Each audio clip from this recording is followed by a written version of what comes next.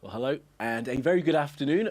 Once again, we are here joined by Professor Michael Clarke for our Ukraine War question and answer session. It is February the 4th. We're coming up to the 4-year anniversary of Russia's invasion of Ukraine. In a couple of weeks' time, we'll be paying special attention to that as Ukraine is in what Ukrainians and many observers are saying is the hardest winter they've had so far of this war, as the Russians continue to pound their energy infrastructure. We've got some questions on that and questions more broadly about the war, the Russian plan, if there can be such, and we're going to look as well at the expiration of nuclear arms treaty, then the significance. Today. It expires today.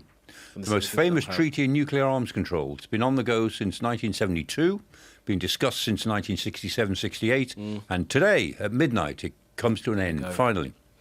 And it's not being replaced. No, and we'll get on to that. Yeah. What could replace, what will replace, what the world will look like once that arms treaty is gone. As always, thank you so much for all your questions. We literally couldn't do it without you. It's a question and answer session. And if you have questions as you're watching along, submit them in the usual way on the YouTube, and we'll try and get some of them. All right, let's get started, Michael. So we've had another significant week. We're in talks today, aren't they? They're in Abu Dhabi for some today, yes. Yeah, they've finally resumed today. Yep. The first question we've got is on Mark Rutte, the head of NATO's visit to Ukraine, and on his choice of words. So this is a question from Joe M. Thank you, Joe. Mark Rutte told Ukraine's parliament, Joe says, that tough choices must be made. Is Rutte referring to anything specific, such as withdrawing from the Donbass? And I must put this bit in, Joe, in brackets, says, I love this show immensely, and no question I ask is ever answered. Well, Joe, you know, miracles do happen. So here we go. There you are, Joe. I'm not sure what Joe means by this, to be honest. Just tell me that again. So the specifics. What Rutte said? Rutte said that tough choices must be made. I think that Joe is wondering whether or not Rutte trying to soften them up for this. Is he siding with the United States, saying you're going to give up territory? Well, I don't think so, Joe. I read late last night, the statement coming out of NATO on the Rutte visit, and it read as a standard statement, and what in particular Mark Rutte said to the Rada, the Parliament, and it was all the things you'd expect him to say, saying you're having a hard time, we stand with you, we always stood with you, we are unbending in our commitment. So there was nothing in that statement that I saw which indicated any softening of his line, and he was bound to say that sort of thing. I mean, privately, he might be saying to them, look, you're going to have to give a bit more. But if he is saying that, I don't think they'll accept it, actually. So I'm not quite sure what Joe means. I mean, he may be onto something if he's got a phrase there, but I'm not aware that Rutte said that. And if he'd said it in a way that really did imply a softening of the line, I think that would have been picked up on. I haven't seen it on the news wires this morning or by Reuters or anyone. So nobody's commenting on that. And I didn't see it in the statement I read, which was the NATO official statement of what he said to the Rada. So your read of it is not a softening. It's not a sense of coercion from the NATO Secretary General to the Ukrainians that they're going to have to start giving stuff up. Not that I'm aware of. Right. Unless there's the only possibility I could think of is that maybe Mark Rutte might have made some off-the-cuff comment that he wanted to be picked up by the White House to show that he is doing all he can to support American thinking about the peace negotiations, so-called. But I have to say, Joe, it's a bit of a curious one, that. It's not confirmed anyway. I can say it's not confirmed by the interpretation other people are putting on it, or by certainly what I read of what he said to the Parliament. But we'll see when we get to the end of these talks in Abu Dhabi that started today. And by the end of this week, by the weekend, early next week, I think we'll have a clearer sense of what the lines really are. I'm pretty sure I know what they're going to be, but I think we'll have a clearer sense of what is and isn't negotiable. Just a few facts from what Rutte said during his statement to Parliament that kind of segues into our next question. He confirmed that 90% of missiles and air defence systems have been delivered to Ukraine through the Pearl system, that's the prioritised Ukraine requirements list. He said 75% of all missiles supplied to the front line had been sent as well. So, I mean, 75, 90%, high numbers. You'd want it to be 100%, but the stuff is getting there. It is, but not fast enough and not enough. And Zelensky said, I think in the last 24 hours, he said, as we've endured these last 2 nights of really heavy attacks, and we only intercepted 50, he didn't say, but they only intercepted 50% of the ballistic missiles that were thrown at them last night. He said, our Patriot batteries are silent, he said, or some of our Patriot batteries. They're out of ammunition. That's a serious thing, a serious situation to be in. Right. So on that, while Rutte was in Ukraine, he went to a power plant. Of course, we've seen that the Russians have been targeting the energy infrastructure for years. They've certainly increased their targeting of it as we've entered this fourth winter, despite Trump saying that he had spoken directly to Putin to get him to have an energy ceasefire. Question here from Marty. So Russia attacking energy infrastructure after Trump saying he had a verbal deal is a slap in the face to the president and his perceived power. Will Trump have to respond to save face? And would it be by financial or military means? I mean, 2-part question there. I think I can probably answer the first part. Yeah, go on then.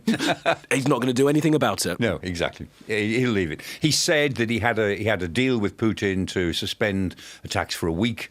That suspension lasted about 48 hours, and as Zelensky said, well, Putin used that 48 hours to stockpile all the stuff that he's thrown at them in the next 48 hours. Yeah. So, no, President Trump will just say what he said. One thing I'd say, when he did actually announce that he'd talked to Putin and Putin had agreed, that's the only example I can think of in the last, 15 or 16 times that he has either officially phoned Putin or had a phone call with him or met him. It's the only time that I can think of when he has asked for Putin to do something and Putin has done it. Yep. It's usually the other way around. He comes away from all these meetings doing something Putin wants him to do. In this case, Trump persuaded Putin to do something that Trump wanted him to do. But, I mean, Putin then goes back and said, well, it's only until Monday and it's only about Kyiv, not about the rest of the country. No. Trump said, it's about the whole country for a week. No, Putin says it's about Kyiv for 48 hours. Well, they were striking all other parts of the country. They killed 12 energy workers in their bus as it was travelling back in. And that was a double tap. That was a double tap attack. So they attacked the bus, presumably knowing it was energy workers, and then they attacked the rescue workers who came to help the dead on the bus. Well, you've taken me to this next thought that I've been pondering as these attacks on the infrastructure has continued. We know that he's cynical, but there's something super cynical about this attacking of the energy infrastructure. When Ukraine is having average temperatures of sort of minus 70, minus 20, it's the hardest winter they've had. And for many years. And the Russians have built up to this, haven't they? They've been hitting substations, they've been knocking out power cables. Yeah. There's a shortage of sort of the widgets that are needed to keep the energy infrastructure going. So it's not just like knocking out a power station or knocking down cables. They have systematically destroyed, or at least taken it to its very knees, this energy infrastructure, which is we talked about this last week, that it's a war crime. It is a war crime because it's a direct attempt to make civilians suffer because they're civilians. Two technical things here are quite important for the Russians. One is that because it's the Ukrainian power system is the old Soviet system, the Russians know where everything is. So they've got a complete map of the system because nothing's been built since significant anyway since 1991. Second thing is that because it's the old Soviet system, it's very centralized. So whereas in the West you have a block of apartments will have their own heating system. But in Ukraine, the old Soviet system, a whole group of apartments, literally thousands of apartments, would have one heating system, one mega heating system, serving big areas. And it's not decentralized. All our power is relatively decentralized. But the Ukrainians have got the old Soviet system. So you knock out certain key stations or substations and you knock out enormous areas of urban conurbations. In the West, that would be much harder to do because we are much more decentralized in the way we generate our power. Let me jump in with an anecdote from an article in The Atlantic that you guys can read from Simon Schuster that talks about this. He says that speaking to a regional official who says that Putin, because the system was built by the Soviet Union, they know all the weak spots, as you said. And there's one anecdote here I think that is just really sort of puts in great relief the issues that the Ukrainians are facing. So every time that there is an attack, the water in every apartment tower in the district has to be drained of all the water once the system is not attacked, because the water is allowed to stay in the pipes, it will freeze, the pipes will then rupture, and then they lose water anyway, and you won't be able to repair them for perhaps years. So that process, like the Ukrainians have to go through this really, really bureaucratic, difficult process just to make sure that the apartments are going to remain habitable, and Putin knows. Yes, that's it. They know the way the whole system works, and they can work on that.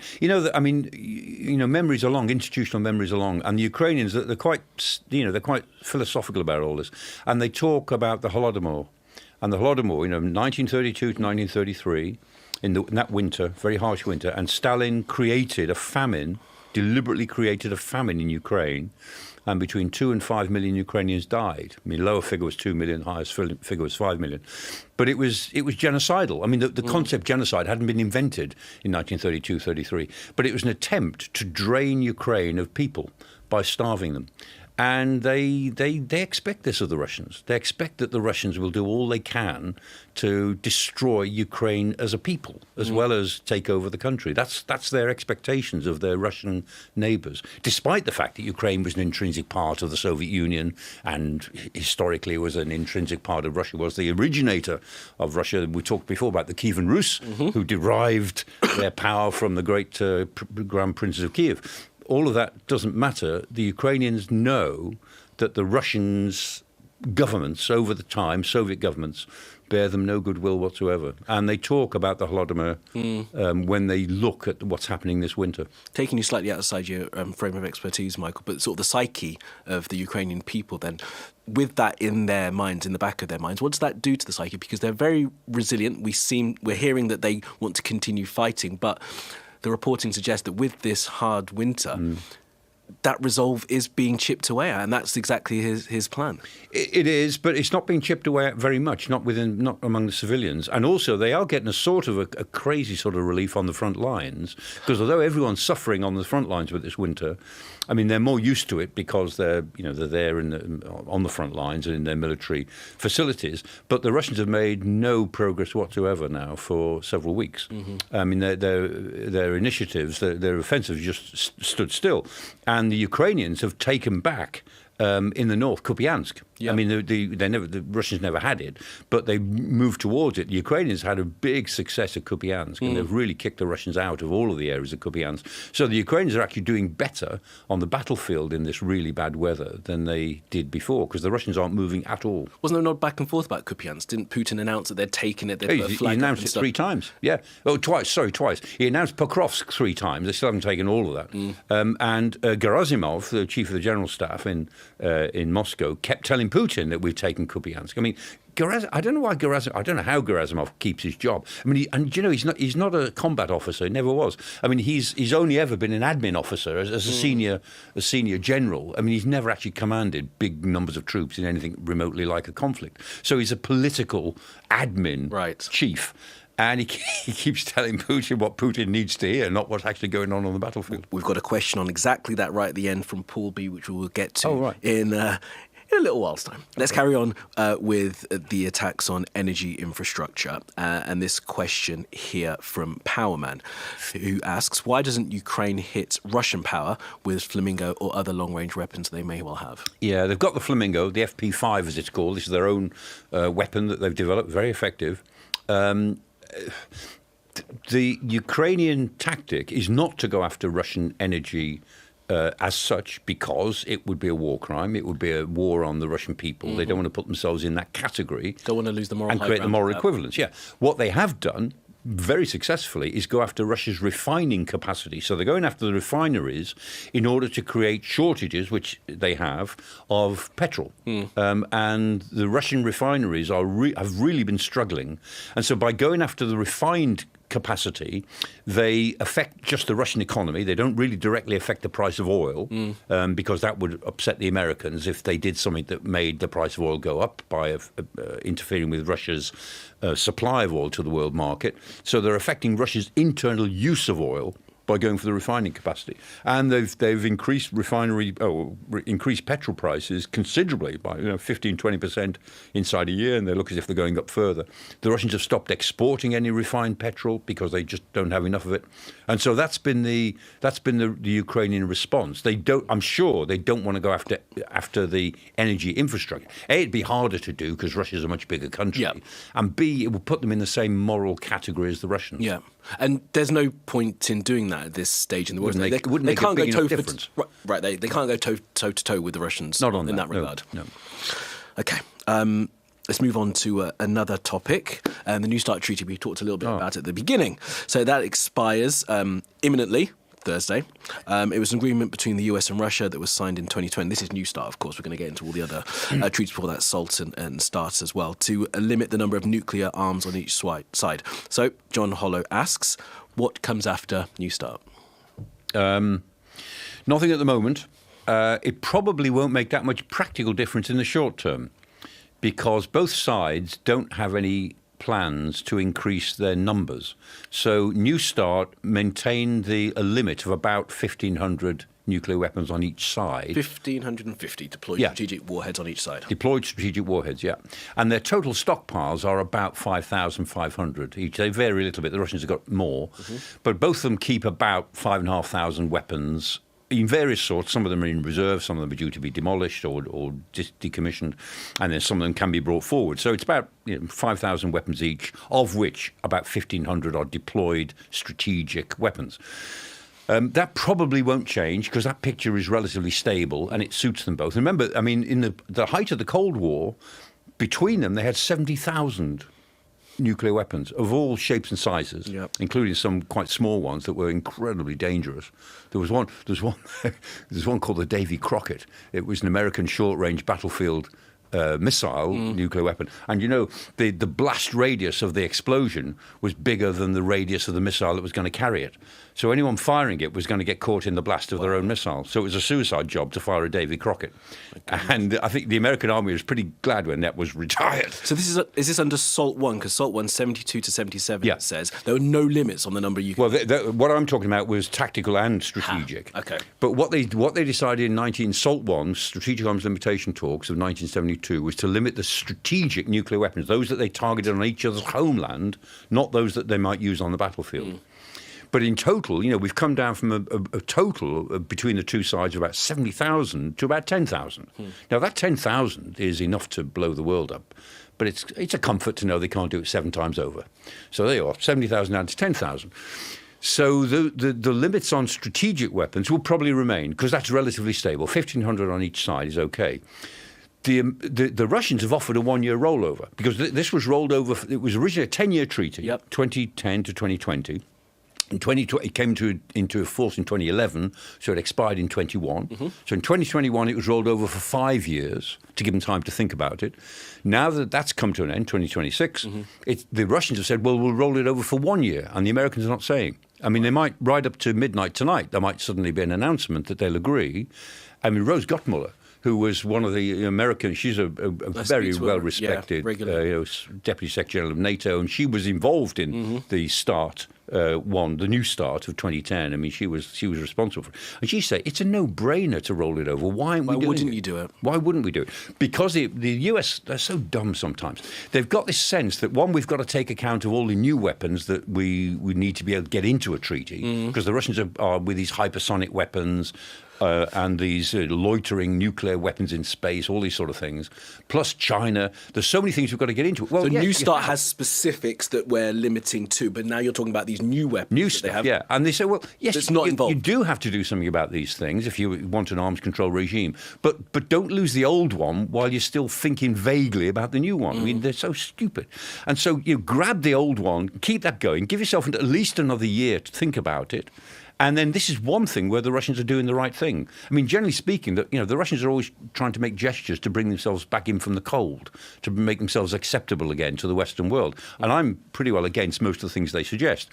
On this one, sheer pragmatism says, look, if they're offering a rollover of an essential treaty, take it. And then, you've got a year then to sort out what we might be able to do about some of the other things, which will be very difficult. But as things stand, this system, which goes back to 1972, and I say it was negotiated in the late 1960s. I remember dealing with it as a student at the time, and it's been going since then. So it's 65 years old.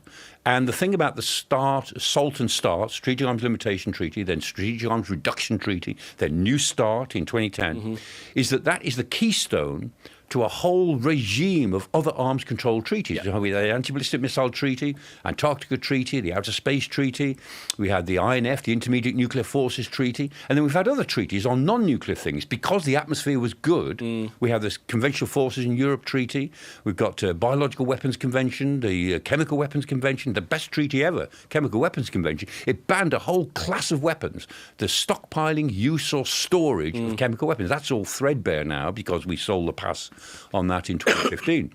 And what's happened is that we had, the strategic reduction was the keystone of a raft of treaties, which created an arms control regime, which was the strongest, most impressive regime the world has ever seen in voluntary treaties. And over the last 15 years, it's either collapsed because treaties have gone out of business and have not been replaced, or they've just got threadbare, like the Chemical Weapons Convention. And now the keystone today collapses. Yeah. So, what next? What next is more of the same, but without a regime in place. And there used to be there's an issue here. The arms control is always a reflection, a bit like the United Nations. Arms control is a reflection of the general atmosphere between the great powers. So when the atmosphere is good, you get lots of arms control treaties. When the atmosphere is bad, which it has been, you can't have arms control treaties.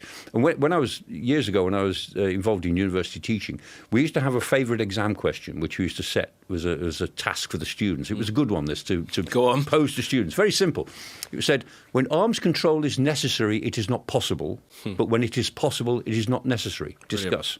And that's a really good conundrum because it's not entirely true, but there's a lot of truth in that. When it's possible, it's not necessary, but when it's necessary, it's not possible. Because arms control is a reflection of the political atmosphere.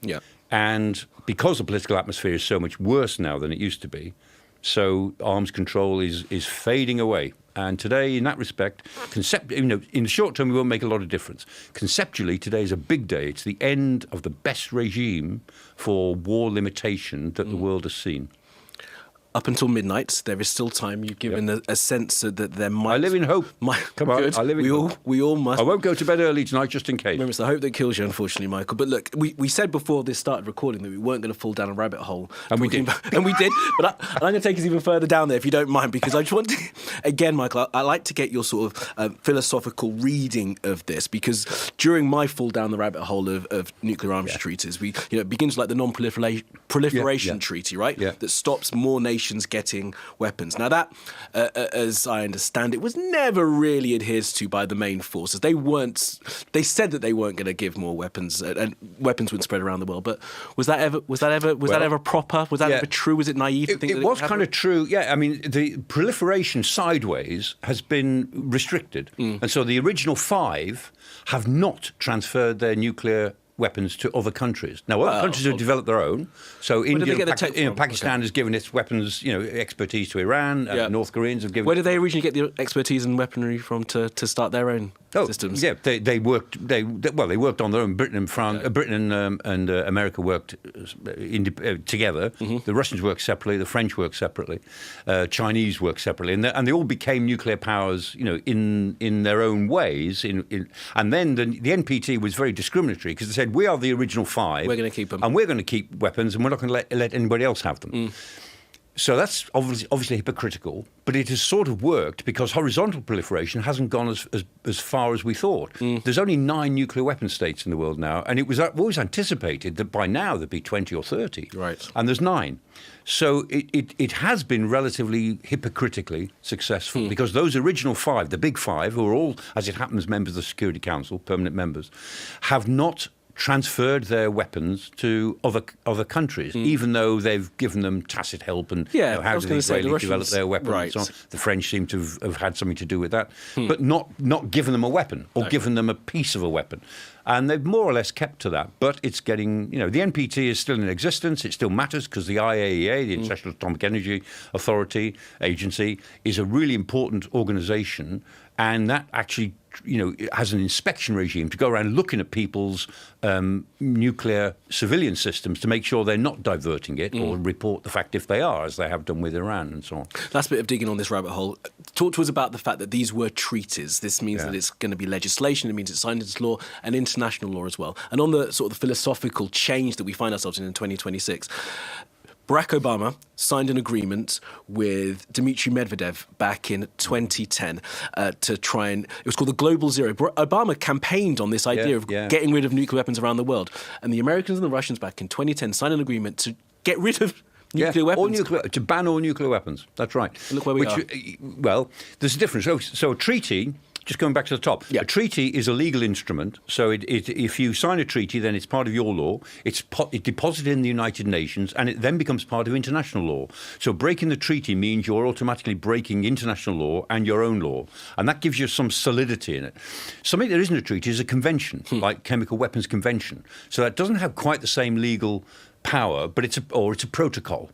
It's something that people agree they'd try to adhere to, but it doesn't quite have that legal force.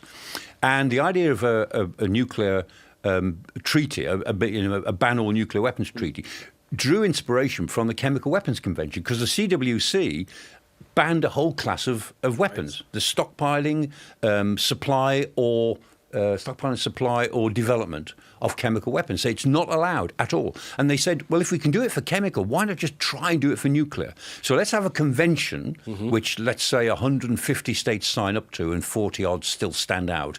And we'll try and deepen it and deepen it and deepen it. Now, again, when the going is good in world politics, those sort of things can work. But when the going is rough, they don't. And that's the point. Arms control is possible when it's not necessary. All right, I'll take us out of the rabbit hole, but there's so much more to read about this, and as you suggest, we may well have another sort of news line on all of this if the Americans agree to that 1-year rollover. So perhaps we'll come back to that at another time. Now, question here from Phil, who asks about deals and an agreement that Trump has announced with India, who will stop buying Russian oil, right?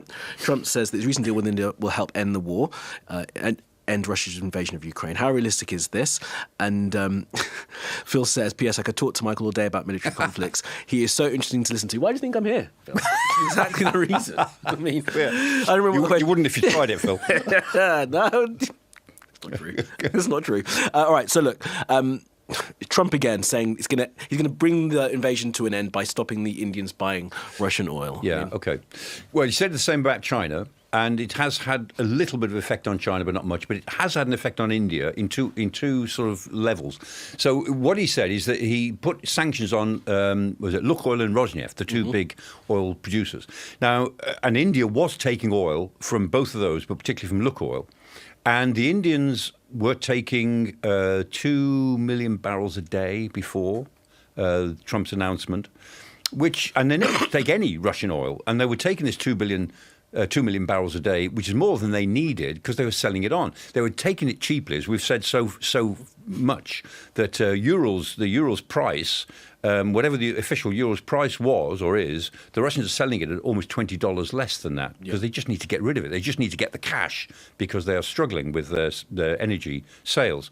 So the Indians stopped taking oil almost entirely from Lukoil and reduced their contracts with Rosneft. And as a result, they've gone down in, I think, 6 months from 2 million barrels a day to 1 million barrels a day, which was still a fair bit. And then Trump came up with what was quite good. They said, Trump had thrown 50% tariffs at them out of the blue, 50% tariffs. But he said, we will reduce them to 15%, which is now the deal that they've got, if you cut this off. And so the deal that the Americans have been a bit flexible on this. They said that the Indians can complete their current contracts, which gives them about 8 or 10 weeks from now, but no new contracts after that. Okay. So it looks as if they're going to come down to about 500,000 barrels a day. Now, they can still take oil from non-sanctioned Russian sources, some of the little suppliers. And what about shadow fleet stuff? Not the big ones. And of course, they're working around it. They're taking it from the shadow fleet. They're taking it from different sources. But there's no doubt that the American announcement on this has had an effect on India, and it's affected Russia's ability to sell to India. Similar things have gone on in China, but at a much lower level. The Chinese are only ever taking about 500,000 barrels of Russian oil a day, mainly because Russian oil is heavy. It's heavy oil. It's very sulfurous. And I can't now remember how many refineries there are in China, major refineries, but it's something like 13 or 15, of which only one can handle the heavy sulfur oil that they get from Russia. And the Chinese are certainly not going to build extra refineries just to suit the Russians.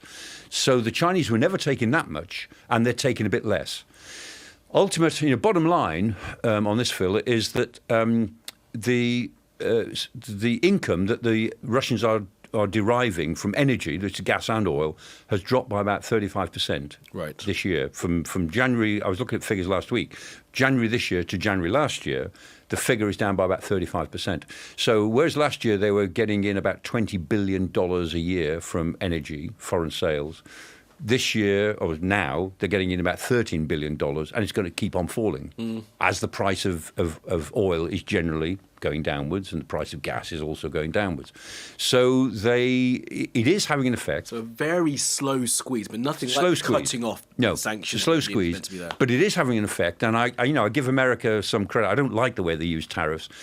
None of us do. But in this particular case, with sanctioning Rosneft and Lukoil, has had an effect on India's support for the war, a little bit of effect on China, and it is contributing to the lack of revenue which the Russians are now having to struggle with. Okay. Yeah. A couple of questions here that look at the EU and China. First question from Luke M, who says, will the EU, I think he means European nations here, ever say enough is enough and just implement a no-fly zone or other measures to try and stop Russia's invasion? Yeah, I'm sure you don't mean the EU there, because it's the question says EU, but it can't just it's NATO, if you're talking about the Europeans who might do it.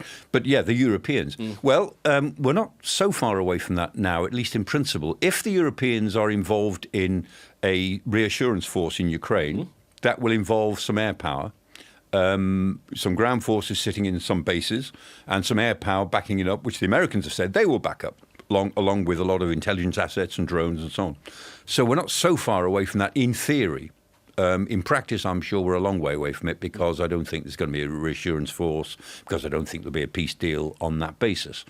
And I still say that, and in a month's time, I think I'll either be proved spectacularly wrong or quietly right, smugly quietly right. I hope you're proved very wrong, that there is a ceasefire. And so do I, actually. I'd take the humiliation if live on Sky. I would take the humiliation if I thought the outcome for Ukraine would be better. I mean, is it because the US president's just not serious about it? It's just not a serious matter. Yeah, the Russians don't want a ceasefire. And so, I mean, this is, as I keep saying, these negotiations are all about who do the Americans blame for the breakdown. But if there is some mileage in some sort of ceasefire and the Europeans put a reassurance force in, then part of that might be a type of no-fly zone. And then if the Europeans got braver about it and decided, say the Americans pull away from the war entirely, as I think they probably will, and the Europeans really have to support Ukraine, then one of the ways that is possibly acceptable, which is much, much easier than trying to fight inside Ukraine with forces that we don't really have, would be a no-fly zone to actually help Ukraine defend its own skies and help Ukraine shoot down the drones and the missiles that are coming in night after night. The Russians would go berserk, they'd call it an act of war, but what the Europeans would be doing would be flying inside the airspace of a friend at the friend's request to help them against an external aggressor. Real quick thought on that you've sort of spurred in my mind.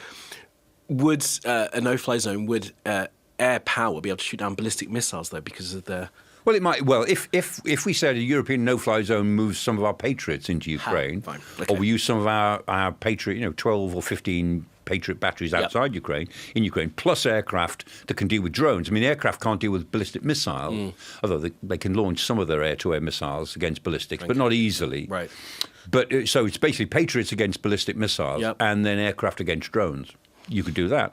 Yeah, and we said when this war began, I mean, I was talking to some senior military people, and they were saying, if we're serious about this, we, the West, if we're serious about helping Ukraine, chances are we're going to have to go in with air power, they said 3 years ago. All right. Question here from Marcus about China.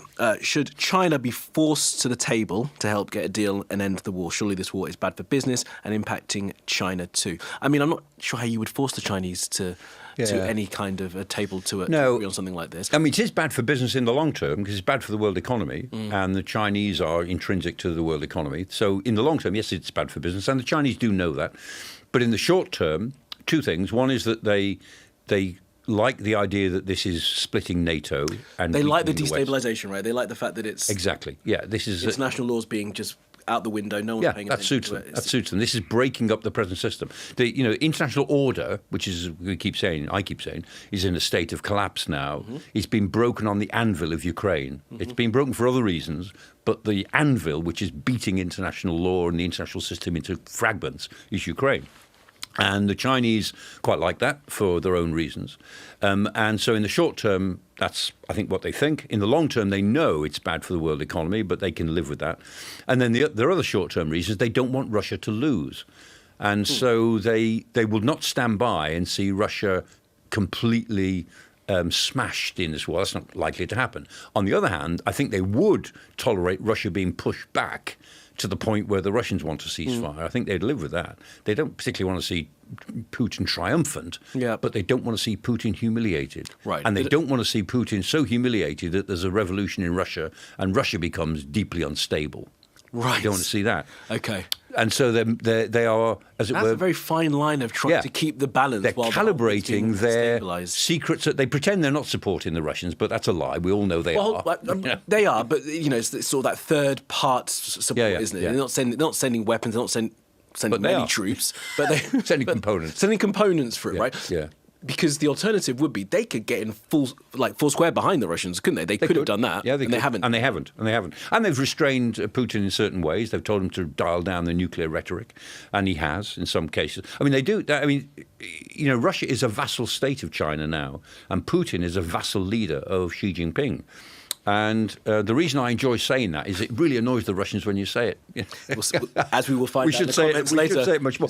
You know, Churchill, during the war, he always used to refer to the Nazis. He always called them Nazis. Deliberately mispronouncing it. Yeah, he always deliberately mispronouncing it as Nazis because he knew that it really annoyed Hitler. So he kept doing it. Yeah. I have a habit of doing that for certain things, as my wife will testify. Annoys her. All right, anyway, move on. Final question here, and this is the one about Putin and the decision-making. You mentioned Gerasimov earlier. This kind of gets into some of that. Headlines this is from Paul B. Thank you for this, Paul. Headlines in relation to Russian actions often take the form of Putin launches attack on X. While Putin has ultimate responsibility for Russia's military actions, how much is he actually likely to be involved in operational decisions about targets to strike and when? Good point, Paul. Well, the short answer is he is involved too much. He shouldn't be. And in general, he isn't, but he intervenes. We believe he intervenes far more than he should. So yes, he sets like all leaders, he sets a strategy. His military leaders then carry out the strategy, and Gerasimov is not, I think, a particularly military orientated strategist. So that goes down another level. And he's got sort of, competent senior generals who've got combat experience in Afghanistan and Chechnya, and they kind of know what they're doing in the tactical and operational level.